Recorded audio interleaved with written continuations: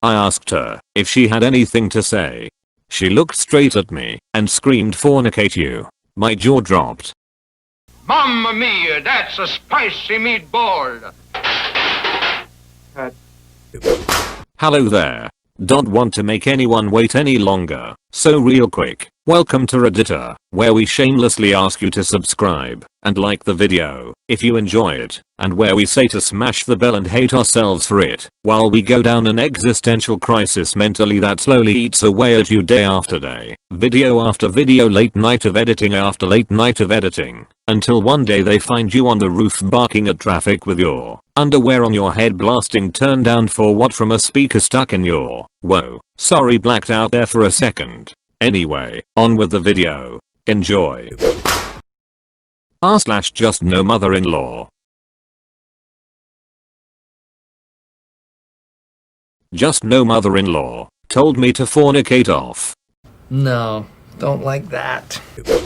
TLC needed.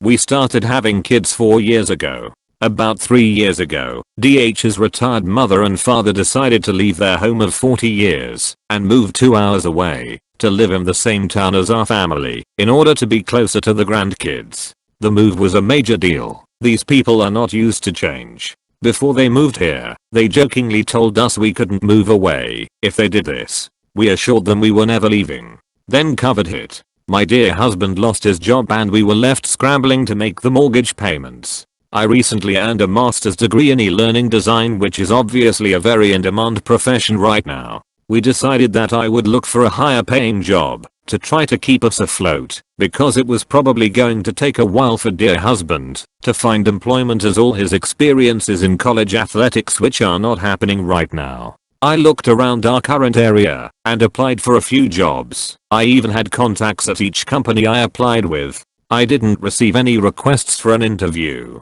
While searching, I happened to notice that a lot of the types of jobs I was looking for were in the Denver area. When I mentioned this to dear husband, we started seriously considering a move to Denver. The jobs I was finding were paying almost double my current salary. We'd be closer to more outdoor activities. Cause who knows when / if we will be able to be around other people again. And with COVID, I assumed we wouldn't have to relocate immediately, giving dear husband lots of time to find the job there and giving us plenty of time to sell our house and move.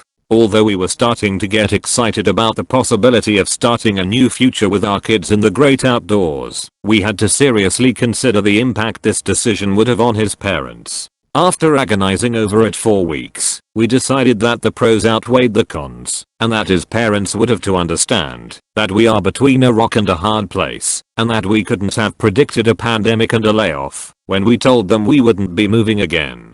We have to support our kids and pay our mortgage. We have to find employment wherever it may be. We also want our kids to lead healthy, active lifestyles and have more opportunities, more adventures, etc. We asked ourselves, why are we toiling away at work every day to save for a once-a-year vacation to the mountains? Why don't we live in our paradise? I applied for jobs, got one, and got a huge pay increase and title jump. We don't have to be in Colorado until April 2, maybe even later. Anyway, as soon as I accepted the job, we unexpectedly had to put our dog down. Dear husband went to his parents and told him about the dog and about my new job in Colorado, along with all the reasons why we made this decision and how difficult it was for us, because we didn't intend or want to hurt them. Needless to say, his parents didn't take it well. Apparently, JUSTNOMIL asked dear husband if I was forcing him to do this. Shots fired. She then proceeded to text dear husband multiple times per day over the course of 2 weeks, talking about fires, bears, snakes, cost of living, traffic, all negative information about Denver. He was tormented. He wanted to allow her space to grieve, so he was very patient and didn't freak out on her. But after week 2, I spoke up on DH's behalf. This behavior was unacceptable and was making dear husband miserable, and I wanted her to know. I sent her some texts asking her to please stop. She never once reached out to me to congratulate me on this huge step in my career or offer condolences for the loss of my dog.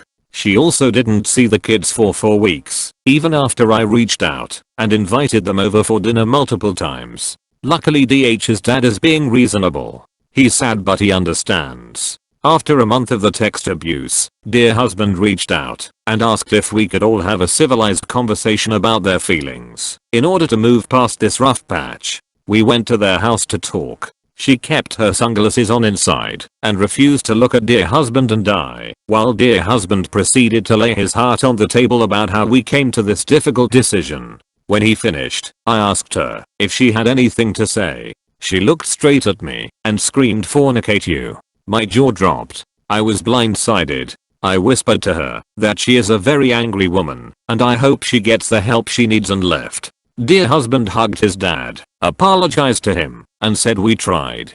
Dear husband and I are both sick about this. I feel so terrible that dear husband lost his mother yesterday and my kids lost a grandmother. I know I didn't deserve that treatment and she's just insane, but it's still hard. Thanks for listening.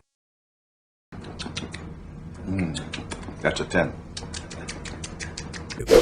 Whoa, you made it to the end? Nice. If you liked it, don't forget to subscribe and like. I'm a new channel, and it helps a lot more than you think. Anyway, thank you for watching. I hope you enjoy the rest of your day.